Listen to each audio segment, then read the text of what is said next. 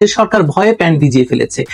একদিকে আদালত সংশ্লিষ্ট সম্প্রচারকে রাষ্ট্রীয় পর্দায় লাইভ দেখাবে, আর অন্যদিকে অভিযুক্ত বা সমালোচিত পক্ষের যে কোনো বক্তব্যকে আগে ভাগেই অপপ্রচারযোগ্য ঘোষণা করবে।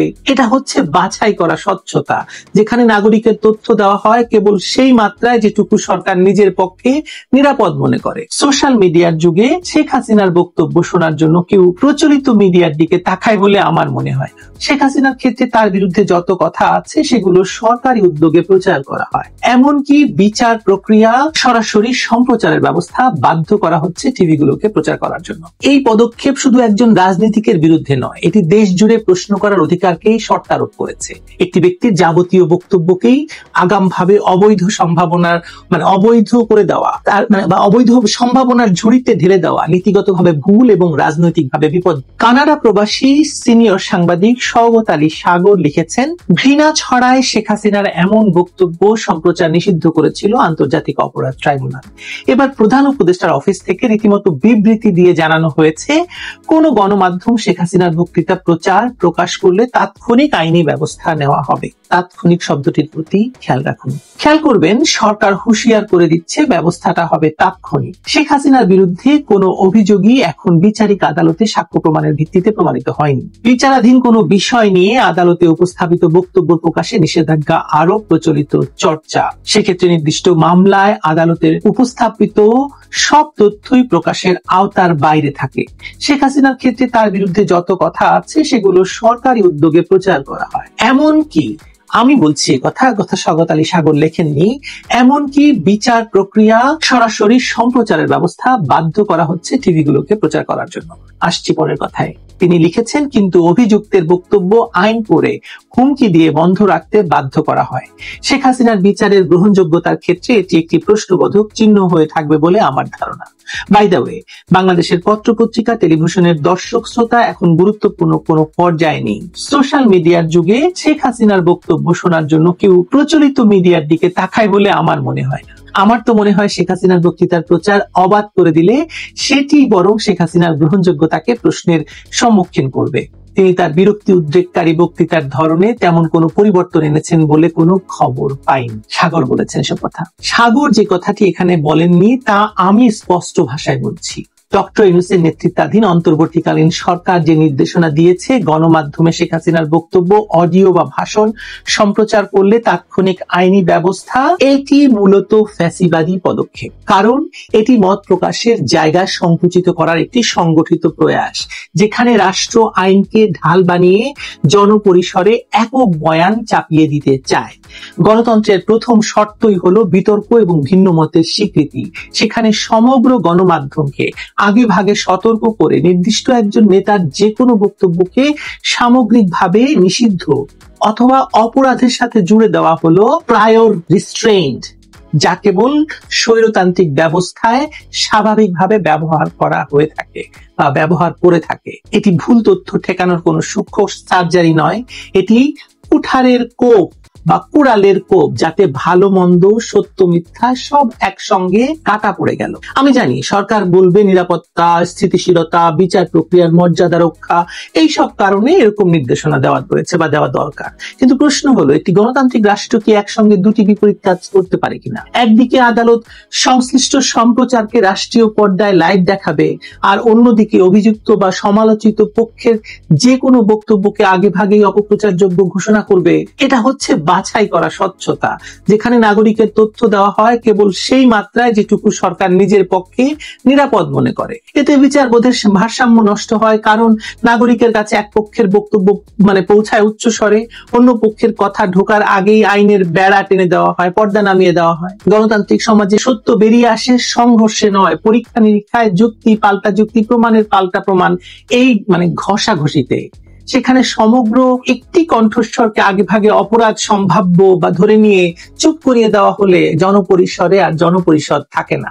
এটা আসলে রাষ্ট্রীয় নোটিশ বোর্ড হয়ে যায়। তাই হয়ে গেছে বাংলাদেশ এখন। তার মানে সরকার ভয় পেয়ে তার আইন, আদালত, গণতন্ত্র, জবাবদিহিতার, বাক স্বাধীনতা, গণমাধ্যমের স্বাধীনতা ইত্যাদি নামে যে পোশাকটি পরে আছে সেটি আসলে ভিজিয়ে ফেলেছে।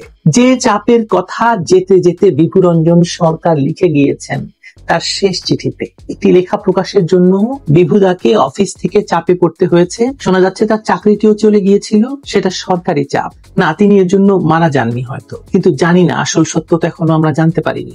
যে সত্য তিনি আমাদের জানিয়ে গিয়েছেন, তিনি আসলে ভয় পাচ্ছিলেন, ভীতবোধ করছিলেন। এই সরকারের প্রেস অফিসের, বিশেষ করে ইউনূস সরকারের প্রোপাগান্ডা সচিবের দপ্তর থেকে আসা চাপের ভয়, এটা অস্বীকার করার কোনো উপায় নেই। ফ্যাসিবাদ নিয়ে অনেকগুলো ভিডিও করেছে, সেখানে বলেছে যে ফ্যাসিবাদের প্রধান কৌশল হলো ভয়। ভয় দেখাতে হয় আইন দিয়ে, অভিযানের ভাষা দিয়ে, আদালতের ছায়া দিয়ে। আজকে যা হচ্ছে সেটি ঠিক তাই। প্রচার করলে ব্যবস্থা, সম্পাদক নিজের নিরাপত্তা দেখে, রিপোর্টার উৎসের দরজা বন্ধ পায়, মানে যেখান থেকে খবর পাবে সেই দরজাগুলো বন্ধ হয়ে যায়। মালিক মামলার ঝুঁকিতে বিজ্ঞাপন দাতাদেরকে মানে হারানোর ভয় করে এবং পত্রিকা বন্ধের ভয় করে। তারপর এক সময় নীরবতা নামতে শুরু করে। এই নীরবতা এর আগে ছিল না বাংলাদেশে। বাংলাদেশে এই ঘটনা ঘটেনি, কোনোদিন হঠাৎ করে আসে না, আসে ব্যতিক্রম দেখিয়ে। আজ একজনকে বাইরে রাখা হলো, কাল আরেকজনকে, কিছুদিন পর ব্যতিক্রমই নিয়ম হয়ে যাবে। এই পদক্ষেপ শুধু একজন রাজনীতিকের বিরুদ্ধে নয়, এটি দেশ জুড়ে প্রশ্ন করার অধিকারকেই শর্ত আরোপ করেছে। এবং প্রশ্ন করার অধিকার শর্ত সাপেক্ষ হলে ভোটের অধিকার অর্থহীন হয়ে পড়ে। তথ্য অন্ধকারে ভোট কখনোই মুক্ত থাকতে পারে না, হয় না। আর যদি আমরা কেতাবি ভাষায় বলি, তাহলে বলা যায় যে সরকারের যুক্তি হতে পারে ডিপ ফেক, উস্কানি, সহিংসতা, সবই বাস্তব ঝুঁকি। আমিও মানি হয়তো রাষ্ট্রের এই ঝুঁকি মোকাবেলা করা দরকার, তবে তার উপায় হতে পারে নির্দিষ্ট কন্টেন্ট পরীক্ষা নিরীক্ষা করে, অপসারণ, উৎস যাচাইয়ের বাধ্যবাধকতা দেখিয়ে বা ফরেনসিক নির্ভর সিদ্ধান্ত দিয়ে, দ্রুত আপিল প্রক্রিয়া বা বিচার প্রক্রিয়াকে স্বচ্ছ করে। আমাদের তো রাইট অফ রিপ্লাই নেই। জনগণের রাইট অফ রিপ্লাই না থাকলে রাষ্ট্র ফ্যাসিবাদী না হয়ে যায় না, আমি কথাটাই বারবার বলতে চেয়েছি। এবং এখন সেই ফ্যাসিবাদী রাষ্ট্রে আমরা প্রবেশ করেছি। একটি ব্যক্তির যাবতীয় বক্তব্যকেই আগামভাবে অবৈধ সম্ভাবনার মানে অবৈধ করে দেওয়া, তার মানে বা অবৈধ সম্ভাবনার ঝুড়িতে ঢেলে দেওয়া নীতিগতভাবে ভুল এবং রাজনৈতিকভাবে বিপজ্জনক। এতে যারা সত্যিকারের মিথ্যাচার করে তারাও সুযোগ পায়। সবই তো নিষিদ্ধ, তর্কটাই বা কেন? এই যুক্তি তুলে ধরতে ফল দাঁড়ায়, জনগণ বিশ্বাস হারায়, কারণ তারা দেখে রাষ্ট্র সত্যকে জিততে দিতে চায় না, রাষ্ট্র কেবল নিজের বক্তব্যকে জিতাতে চায়। এই নীতির আরেকটি বিপজ্জনক দিক কি জানেন? আইনকে রাজনীতির অস্ত্রে পরিণত করা। সন্ত্রাস বিরোধী আইন, রাষ্ট্রদ্রোহ, জনশৃঙ্খলা, এসব ধারাকে যদি এমন ভাবে টেনে ছোট মানে ছেটে প্রয়োগ করা হয় যে সংবাদ প্রচার আর সহায়তার রেখা এক হয়ে যায়, তাহলে সাংবাদিকতা একদিনেই অপরাধ বিজ্ঞানের অধ্যায় হয়ে যাবে, হয়ে দাঁড়িয়েছে এখন। তখন যা ঘটে তা আমরা বহু দেশে দেখেছি। বিরোধী রাজনীতির প্রতিটি পদক্ষেপ অপরাধের ছায়ায় মাপা হয়, নাগরিক সমাজের প্রতিটি নেটওয়ার্কের ছায়ায় সন্দেহের মুখে পড়ে, আর নির্বাচনের আগে পরে পুরো ময়দান হয়ে যায় অনিশ্চয়তা। মনে রাখতে হবে, রুল অফ ল আর রুল বাই ল এক জিনিস নয়। আমরা এখন রুল বাই ল দেখছি। প্রথমটি আইনকে সবার ঊর্ধ্বে তোলে, আর দ্বিতীয়টি আইনকে শাসকের হাতিয়ার বানায়। যখন কোন সরকারের লেখা প্রেস নোটে আইনকে তরবারির মতো ঝলকানো হয় বা ঝলসানো হয়, আর একই সঙ্গে রাষ্ট্রীয় সম্প্রচারকে বৈধ সত্যের একমাত্র পথ বলা হয়, তখন আমি দুঃখের সঙ্গে বলতে বাধ্য হই যে আমরা দ্বিতীয় পথে হাঁটছি। এতদিন শেখ হাসিনার কথা বলতে শেখ হাসিনা কথা বলতে দেয়নি, শেখ হাসিনা সংবাদ মাধ্যমের স্বাধীনতা খেয়ে ফেলেছিল। কিন্তু এখনকার অবস্থাটা কি বলেন তো? বিভুরঞ্জন সরকার বলে গেছেন সেটা। আগেই বিভুরঞ্জন সরকারের শেষ চিঠির বক্তব্য উল্লেখ করেছি আমি। এখন সরকারের প্রেস অফিস থেকে নির্দেশনা আসে, অমুকের সংবাদ প্রচার করা যাবে না, নিলে ব্যবস্থা। আপনারা এটাকে ফ্যাসিবাদ বলবেন না তো কাকে বলবেন ভাই? রাষ্ট্র এখানে এমন এক দৈত্য হয়ে উঠেছে, মাত্র এক বছরে যে বিগত 16 বছরের যে কোনো অপকর্ম আর দুষ্কর্মকে ডাল ভাত মনে হয়। সবাই এক বাক্যে বলে আগেই ভালো ছিলাম। আমি দেখতে পাচ্ছি, এবং এই মুহূর্তে সরকারের পদক্ষেপকে আমি ফ্যাসিবাদী বলছি, কারণ এটি প্রতিপক্ষকে চুপ করিয়ে নিজের বক্তব্যকে রাষ্ট্রীয় সত্য হিসাবে স্থায়ী করতে চাইছে। ফ্যাসিবাদ কেবল বুটের শব্দ নয়, ফ্যাসিবাদ হলো নোটিশের ভাষা, মাইক্রোফোনের চাবি মানে মাইক্রোফোনকে তালা দিয়ে রাখা, আদালতের স্ক্রোল, আর নিউজ রুমের ভেতরে ধীরে ধীরে নেমে আসা ভয়ের পর্দা। যে সমাজ ভয়কে নিয়ম বানায়, সে সমাজে কেউ নিরাপদ নয়। কেউ না, আপনিও না, আমি না, কেউ না। আজকে যেমন নয়, কালকে তো আরো নয়। একটি সরকার যখন সব দিক দিয়ে যুক্তি, তর্ক এবং সত্যের কাছে হেরে যায়, তখন তারা প্যান ভেজানোর মতো আচরণ করে, এমন কিছু করে যা আপনি কোনোভাবেই যুক্তি দিয়ে প্রতিষ্ঠিত করতে পারবেন না। ইউনূস সরকারের শেষ সময় এসে গেছে, আর সে কারণেই তারা এমন সব আচরণ করছে যাতে মনে হতে পারে যে সরকার ভয়ে প্যান ভিজিয়ে ফেলেছে।